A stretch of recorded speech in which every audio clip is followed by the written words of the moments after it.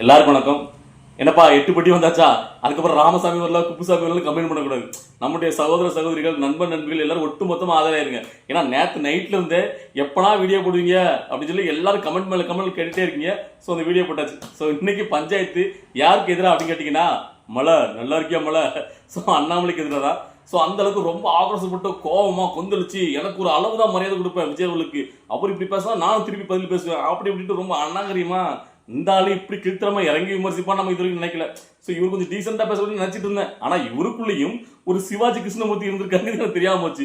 அந்த அளவுக்கு பயங்கரமா விஜய் மாதிரி நான் நடி இடுப்பு கிளிட்டு அரசியல் பண்ண வந்திருக்கேன் அப்படி அப்படி ரொம்ப கொச்சையா பேச ஆரம்பிச்சாரு. அவருக்கு தான் பதில். அதாவது மிஸ்டர் அண்ணாமலை அவர்கள் ஒரு ஹீரோ சினிமா நடிக்கும் போது கூட நடிக்கக்கூடிய ஹீரோயின் இடுப்புகள்லாம் ஒன்றும் கேவலமான விஷயம் கிடையாது. அதை மக்கள் சந்தோஷமா ரசிப்பாங்க. ஏன்னா அதுக்கு காசு கொடுத்து அந்த படத்தை பார்க்க போறாங்க.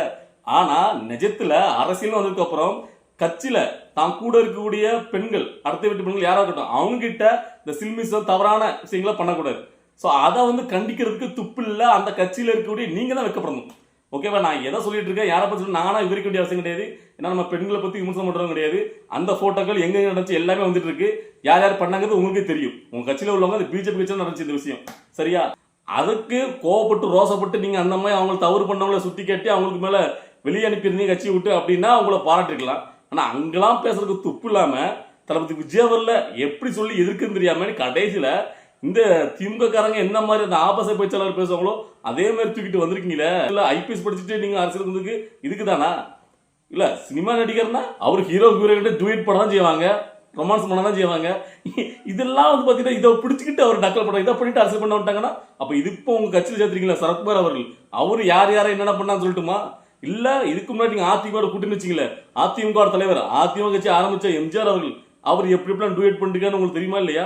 இல்ல அதிமுக அதுக்கப்புறம் பார்த்து ஜெயலலிதா அவர்கள், அவங்க சினிமா நடிகை தானே. ஸோ அப்படி எடுத்துட்டே போலாமே. எல்லா கட்சியிலும் தான் இருக்காங்களே. இல்ல அதாவது தளபதி விஜயவர்களை எதிர்க்க துணிவு இல்லாம என்ன பேசணும் ஏது பேசணும் உளற இருந்தாலும், அதாவது சின்ன பசங்க ஸ்கூல் பசங்க மாதிரி அவங்க அரசியல் பண்றாங்க. அட்டேங்கப்பா, ஸ்கூல் பசங்க சின்ன பசங்க மாதிரி அரசியல் பண்ணது யாரு? அதாவது இவர் கோட்டை கட்டி இருந்தாரு அந்த அண்ணாமலை பாத்தீங்கன்னா பயங்கரமா. இப்போ பாத்தீங்கன்னா அதிமுக டவுன் ஆயிட்டு.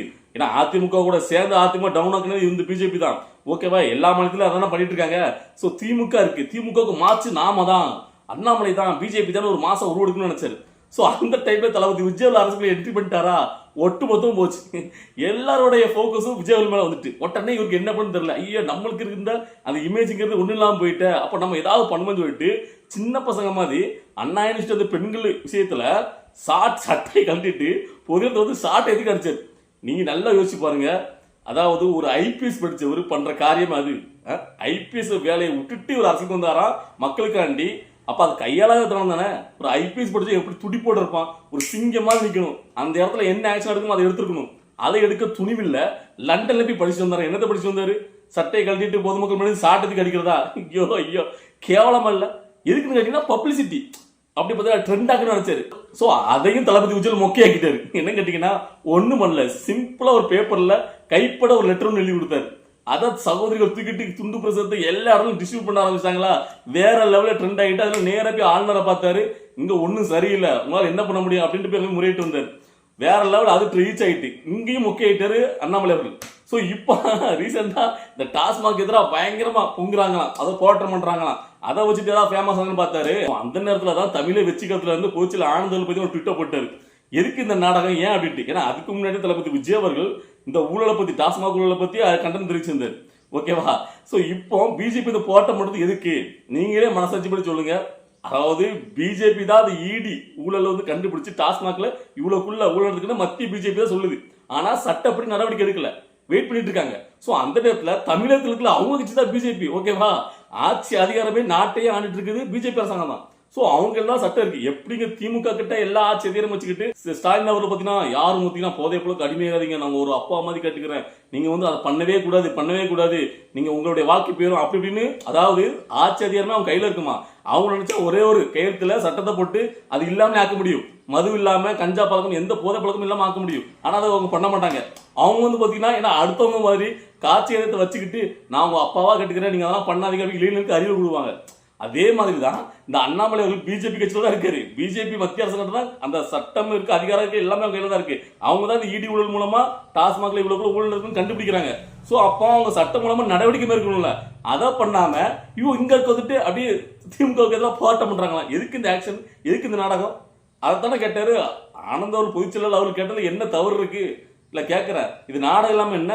அண்ணாமலை அதுக்கு பதில் சொல்ல வேண்டியதான். உடனே எனக்கு ரோசம் பொத்துக்கிட்டு வந்து அது எப்படி விஜய் அவர்கள் இப்படி பேசலாம், நான் நடிகை இடுப்பு கிள்ளிட்டா வரேன். சினிமாவில் நடிக்கும் போது நடிகை இடுப்புகள் வேற என்ன பண்ணுவாங்க, டுயட் படும் போது நிஜத்துல பண்ணாம இருக்கணும். அதான் திரும்ப சொல்லிட்டு இருக்கேன். பாரதிய ஜனதா கட்சியில உள்ளவங்க யார் யார் என்னென்ன பண்ணாங்கிறது வெட்ட வெளிச்சம் ஆயிட்டு இருக்கு. ஸோ அங்கெல்லாம் ரோசப்பட்டு அவங்க மேல தக்க நடவடிக்கை எடுத்து கட்சி விட்டு வெளியெடுத்துக்கணும் அண்ணாமலை அவர்கள் அதெல்லாம் பண்ணல.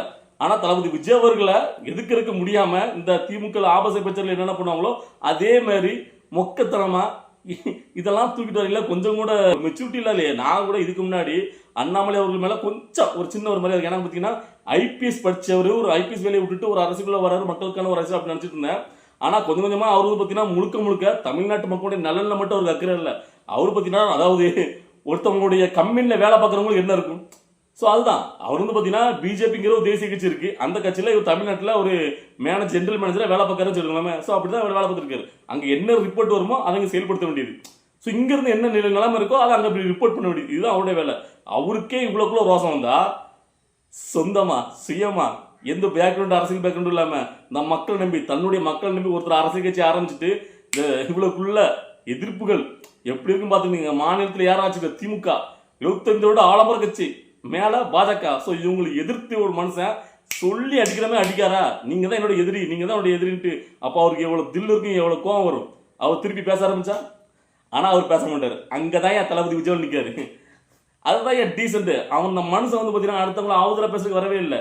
ஏன் இப்ப இவங்க பதில் வச்சுல இதுக்கு கோவப்பட்டு தளபதி விஜய் ஏதாவது அறிக்கை விட்டாரா? விட மாட்டார். ஏன்னா அவர் அப்படியே விட்டா கூட டீசெண்டா தான் பேசுவார் அடுத்தவங்க மேல. இந்த அநாகரிகமான பேச்சை எங்கேயும் பேசல. ஏன்னு கேட்டீங்கன்னா ஒருத்தருடைய வார்த்தைகளை பொறுத்து தான் நீங்க யார், உங்களுடைய வளர்ப்பு என்ன அப்படிங்கிறது தெரியும். இந்த சமூக வலைதளம் இப்ப நாம ஒரு வீடியோ மேக் பண்ணி போறோம்னா கண்ட நாயெல்லாம் பாத்தீங்கன்னா கமெண்ட் பாத்தீங்கன்னா அவதூறா கூட போடலாம், அதாவது அசிங்கமா கூட வார்த்தையில போடலாம். அது முகத்த கட்ட தைரியம் கிடையாது. ஆனா அது எப்படிப்பட்ட ஆளுங்கிறது அந்த கமெண்ட் வச்சு தெரியும். அதோட வளர்ப்பு என்ன, அவங்க பெற்றவங்க அந்த இதெல்லாம் பாத்தீங்கன்னா அதை பத்தி தான் தெரியும். ஒருத்தவங்களுடைய பேசுற பேச்சுகள்ல வார்த்தைகள்ல அவங்க எழுதுற எழுத்துக்கள்ல தெரிஞ்சிடும் அவங்க யார் எப்படிப்பட்டவங்க. ஸோ அதே மாதிரி இவ்வளவு நாளும் நம்ம பாத்தீங்கன்னா அண்ணாமலை மேல கொஞ்சம் ஒரு மரியாதை இருந்துச்சு, மற்றவங்க மேல இல்லாத மரியாதைகள். ஒரு சில பேரை ஒரு ரூபாய் கணிப்பு தெரியுமா, ஸோ இவங்களாம் இப்படி இவங்களாம் இப்படின்ட்டு அதை முற்றிலுமா உடச்சிட்டாரு அண்ணாமலை அவர்கள். இது என்ன ஒரு அநாகரிகப்பட்சம். அன்னைக்கு கூட பெருசா திமுக அரசாங்கத்திலிருந்து வெளியிட்டாங்க. அதாவது பாத்தீங்கன்னா தளபதி விஜய் அவர்கள் திரிசா கூட கீர்த்தி சுரேஷ் கலந்து போன்னு சொல்லி அங்க பாத்தீங்கன்னா ஏர்போர்ட்டை வச்சு ஒரு சிசிடிவி எடுப்பாங்க போட்டோ, அதை வெளியிட்டது யாரு, அது எப்படி வெளியிடலாம், அநாகரிகமானது இல்லை அப்படின்னு சொல்லி தளபதி விஜய் அவருக்கு ஆதரவு பாத்தீங்கன்னா பயங்கர டீசெண்டா பேசுற மாதிரி நாங்க பாத்தீங்கன்னா கட்சி ரீதியா பார்க்க சொல்லி பேசினேன். இன்னைக்கு நீங்க என்ன பேசுனீங்க? இல்ல அண்ணாமலை இதுல இன்னொரு புதுசாக ஒரு கேள்வி வைக்கிறார். அதாவது 30 வயசுல விஜய் அரசியலுக்கு வந்து வேண்டியதானே, ஏன் இப்ப 50 வயசுல வராரு, இவ்வளவு நாள் எங்க போயிருந்தாரு அப்படின்ட்டு. எங்க போனா உங்களுக்கு என்ன கேட்கிறேன். அவர் எந்த வயசுல அரசியல் வராரு? அவர் ஒண்ணு 70 வயசுல வரலையே. 70 வயசுல அரசியலுக்கு வாரேன் சொல்லிட்டு இருந்தவரையே நீங்க ஒண்ணும் கேட்க துப்பு இல்ல. 50 வயசுல வந்தார்ல அது பெரிய விஷயம். அந்த 50 வயசுல வரக்கூட நிறைய பேர் துணிவு கிடையாது. நீங்க 35 வயசுல 37 வயசுல வந்தீங்க அப்படி கேட்டீங்கன்னா நீங்க ஒன்னும் சொந்தமா ஒரு கட்சி ஆரம்பிச்சுட்டு உங்க சொந்த காசை போட்டுலாம் ஒண்ணு வரல. அண்ணாமலை அவர்கள் யாருக்குமே இருக்கக்கூடிய தேசிய கட்சி அப்படிங்கிற ஒரு பெரிய ஒரு கார்பரேட் ஆபீஸ்ல நீங்க தமிழ்நாட்டு ஜெனரல் மேனேஜர் அப்பாயின்மெண்ட் ஆயிருக்கீங்க, அவ்வளவுதான். இது யாரு வேணா வரலாம். அதாவது உங்களுக்கு இவ்வளவுக்குள்ள மந்த்லி சேலரி, பிக்ஸ்டு சேலரி இல்ல ஆனுவல் சேலரி, ஆனுவல் இன்கம் இவ்வளவுன்னு சொன்னா அந்த நம்ம பார்த்துட்டு இருக்க வேலையோட இது வந்து அதிகமான ஒரு சம்பளம் வரலாம், யாரு வேணா ஜாயின் பண்ணுவாங்க. ஆனா இவ்வளவு வருஷமா 50 வருஷமா உழைச்சி சம்பாதிச்சு சேர்த்த அந்த காசுல இருந்து அதை எடுத்து இன்வெஸ்ட் பண்ணி சொந்தமா ஒரு அரசியல் கட்சி ஆரம்பிச்சு இங்க இருக்கக்கூடிய மக்களுக்கு ஏதாவது நல்லது பண்ணணும் அப்படின்னு நினைச்சு ஒரு மனசன் வராருல, அதுதான் பெரிய விஷயம். சோ மிஸ்டர் அண்ணாமலை அவர்களே, நீங்க வந்துட்டு விஜய் அவர்களை இலக்காரமா நீங்க விமர்சிக்கணும் அப்படின்னு கொச்சை ஒரு வார்த்தையை பயன்படுத்தணும் அப்படின்னு வேணும்னே நடிகை கிடுப்ப கிளிட்டு அரசுக்கு வந்தவனா அப்படின்ட்டு விஜய் அவர்களை நீங்க விமர்சனம் பண்ணிட்டீங்க. ஆனா இது கேள்விப்பட்ட உடனே இதுக்கு எதிராக கொந்தளிச்சதே அதிகமான பெண்கள் தான். ஏன் தெரியுமா? சினிமாலேயே அதிகமான பெண் ரசிகர்கள் கொண்ட ஒரே நடிகர் கேட்டீங்கன்னா அது விஜய் அவர்கள் தான். சோ விஜய் அவர்கள் அந்த அளவுக்கு பெண்களுக்கு மரியாதை கொடுக்கக்கூடியவர், பெண்களை மதிக்கக்கூடியவர். இப்பவும் அவருடைய கட்சியில எத்தனை சகோதரி சகோதரிகள், அதாவது நான் தளபதி விஜய் சப்போர்ட் பண்றேன்னு தெரிஞ்சு எவ்வளவு சகோதரிகள் நமக்கு ஆதரவு கொடுக்க தெரியுமா? உங்களுக்கு தக்க பதிலடி அவங்களே கொடுப்பாங்க. நேரத்துல இருந்து ஆரம்பிச்சிட்டாங்க. உங்களுடைய இமேஜ்ல நீங்க வந்து நினைச்சிட்டு இருக்கீங்க, அதாவது நாம வந்து பாத்தீங்கன்னா பெண்களுக்காக அண்ணன் நினைச்சிட்டு ஒரு பிரச்சனை எடுக்கணும்னா உடனே சட்டை கட்டு சவுக்குடி அடிச்சு எல்லாரும் நமக்கு வந்துருவாங்க. அப்படிலாம் கிடையாது. இந்த ஏமாத்து எல்லாம் இங்க நடக்காது. வார்த்தைகள் இருக்குங்க. இல்ல நான் நேத்து வரைக்கும் நான் போட்ட வீடியோக்கள் கூட திமுக பாஜக ரெண்டுமே தளபதி விஜய் எதிர்க்கும். ஆனா திமுக தான் அவங்க சேர்ந்து ஆபாசமா அந்த பேச்செல்லாம் வச்சு பேசுவாங்க. பாஜக அந்த மாதிரிலாம் பேசாது அப்படின்னு நான் சொல்லிட்டு இருந்தேன். வீடியோக்கள் நீங்க பார்த்தவங்க தெரிஞ்சிருக்கும். ஆனா நான் சொல்லி வாய்மூடல பிஜேபியோட மாநில தலைவர் அண்ணாமலை அவர்களே இந்த அளவுக்கு தரம் தாழ்ந்து ஒரு விமர்சனம் பண்ணுவாருன்னு எதிர்பார்க்கவே இல்லை. என்னடா இவர் இந்த அளவுக்கு கேவலம் பேசுறாரு, இதுக்காக ஐபிஎஸ் படிச்சுட்டு வந்தாரு அப்படிங்கிற மாதிரி நமக்கு தோணுது. இல்ல, ஒரு கட்சியோட மாநில தலைவரா இருக்கீங்கன்னா அதுக்கு தகுந்த மாதிரி விமர்சனத்தை வைங்க, ஓகேவா? இந்த 3ஆம் தர 4ஆம் தர பேச்சு எல்லாமே பேசாதீங்க. ஸோ இதை பார்த்துருக்க தோழர்கள், இந்த அண்ணாமலை அவர்கள் நேற்று தளபதி விஜய் அவர்கள் எதிராக ஒரு கேவலமா ஒரு அசிங்கமா வந்து வார்த்தைகளை பயன்படுத்தி பேசினார்ல, அதை பார்க்கும்போது உங்களுக்கு என்ன தோணுச்சு? ஸோ அந்த நிமிஷம் உங்களுக்கு என்ன தோணுச்சு? எந்த மாதிரி பதிலே நீங்க திருப்பி கொடுக்கணும்னு நினைச்சீங்களோ அந்த பதிலே கருத்துக்களை கமெண்ட்ல பதிவு பண்ணுங்க.